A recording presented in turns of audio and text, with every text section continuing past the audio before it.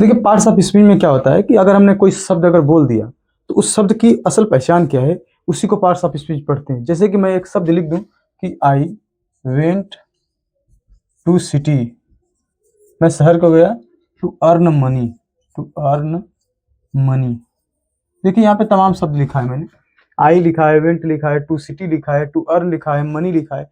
अब इसमें से नाउन कौन कौन सा है या प्रोनाउन कौन सा है, कौन सा वर्ब है, एडजेक्टिव है, कुछ है यहाँ पे अगर, तो उसको क्या करते हैं कि पार्ट्स ऑफ स्पीच के माध्यम से इन चीजों को पहचानना सीखते हैं। अब सबसे पहले आप लोगों को इसमें बताना है नाउन कौन सा है। देखिए तो इसी में हम लोग जाएंगे, अभी स्टार्ट करेंगे नाउन और प्रोनाउन, और उसके माध्यम से पहचानेंगे। यही वाला सेंटेंस अब मैं दोबारा लिखूंगा जिसमें आप लोग खुद पहचान के बताएंगे कि नहीं नाउन होता कौन है। ठीक है, तो देखिए, ठीक है। अब यहाँ पे देखिए क्या है कि there are 8 type of parts of speech.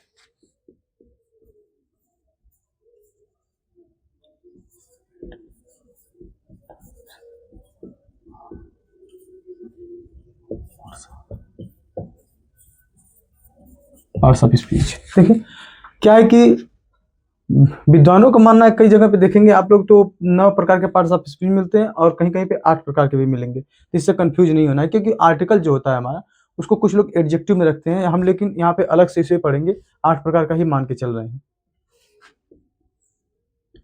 पहला होता है नाउन, दूसरा प्रोनाउन,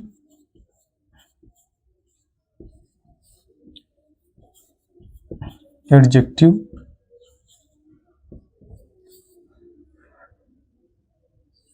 वर्ब, एडवर्ब, ठीक,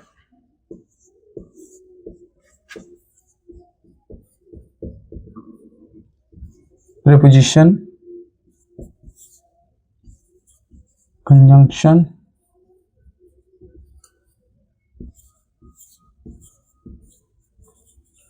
इंटरजेक्शन। ठीक, देखिए क्या है कि 8 प्रकार के हैं, और एक 9वीं चीज जो है जिसकी वजह से आप लोगों ने कभी देखा होगा कि पार्ट्स ऑफ स्पीच नोट होते हैं, वो होता है आर्टिकल, जिसमें आता है A and the, A and the. ठीक, अब इसको भी कुछ लोग पार्ट्स ऑफ स्पीच का हिस्सा मानते हैं, लेकिन बहुत से लोग नहीं भी मानते हैं, क्योंकि इसका जो कार्य होता है एडजेक्टिव की तरह से बहुत ही मैच करता है। बिना नाउन के ए भी नहीं आता है, जब कोई नाउन आएगा तभी ए आएगा, और एडजेक्टिव क्या करता है, वो भी नाउन या प्रोनाउन की विशेषता ही बताता है, बिना नाउन या प्रोनाउन के बाद ए भी नहीं आता। ठीक है, तो इससे इसकी क्वालिटी बहुत मैच करती है एडजेक्टिव से, इसीलिए इसको लोग अलग से इसको एडजेक्टिव में पढ़ा देते हैं, अलग से नहीं मानते उसको। ठीक है, तो यहाँ पे क्या करना है कि हम लोग जरा इस पे थोड़ा सा शॉर्ट नॉलेज लेते हैं कि इसमें ये सब काम क्या करते हैं जब कोई सेंटेंस आता है। तो जैसे कि आपको बता दूं मैं कि यहाँ पे नाउन का काम क्या होता है। नाउन किसी भी सेंटेंस में सब्जेक्ट और ऑब्जेक्ट का कार्य करता है, सब्जेक्ट और ऑब्जेक्ट का। प्रोनाउन का भी काम यही है, ये भी सब्जेक्ट और ऑब्जेक्ट का कार्य करता है। जैसे दुनिया की कोई भी भाषा हो उसमें सिर्फ 4 चीज आती है, जैसे कि सब्जेक्ट हो गया, वर्ब हो गया और ऑब्जेक्ट हो गया, और एडवर्ब से जुड़कर वो चीजें आती रहती हैं, आगे चलती चली जाती हैं। प्रीपोजिशन आएगा, एडवर्ब आएगा, एडवर्ब फ्रेज आएगा, सारी चीजें ऑब्जेक्ट के बाद आती रहती हैं। ठीक है, तो यहाँ पे क्या है कि अब यहाँ पे नाउन आ सकता है और प्रोनाउन आ सकता है, और यहाँ पे नाउन और प्रोनाउन आ सकता है। ठीक, नाउन और प्रोनाउन आ सकता है।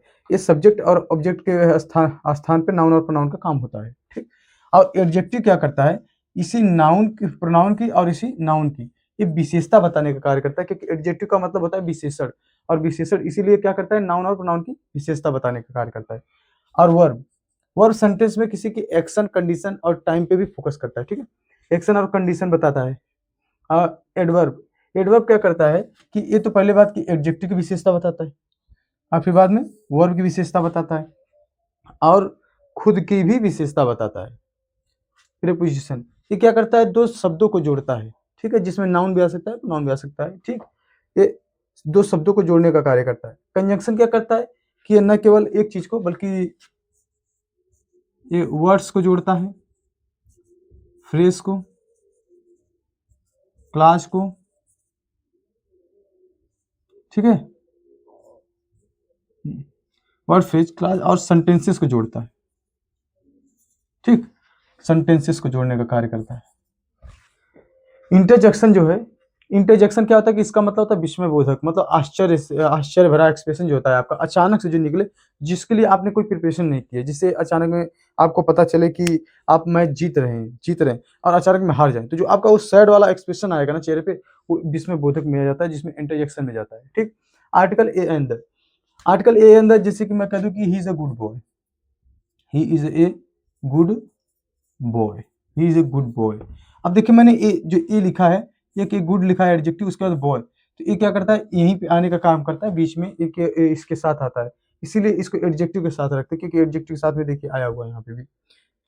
देखिए सभी चीज़ों का अच्छे से नोट्स बनाइएगा, और अगर आपको कोई क्वेरी होती है तो उसको अगले वाले आप लोग कमेंट सेक्शन में बता दीजिए, हम अगले के वीडियो में उसको कवर कर लेंगे, ठीक है?